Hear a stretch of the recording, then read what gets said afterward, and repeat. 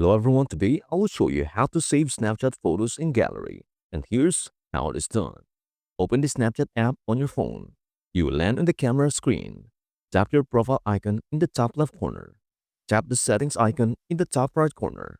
Scroll down and tap on Memories under My Accounts section.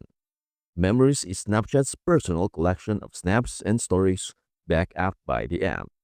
In the Save Destination section, tap Save button. Choose one of the following options: Memories and Camera Roll. Save snaps both to Snapchat Memories and your phone's gallery.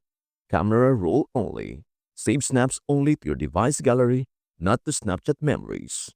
Now, whenever you tap the Save button while editing a snap, it will be saved automatically to the selected destination. And that is everything you need to know about how to save Snapchat photos in gallery. Before we end, may I humbly ask you a favor? Please do like, share, and subscribe to our channel. This means the world to us. Thank you so much for watching. We hope to see you in our next video.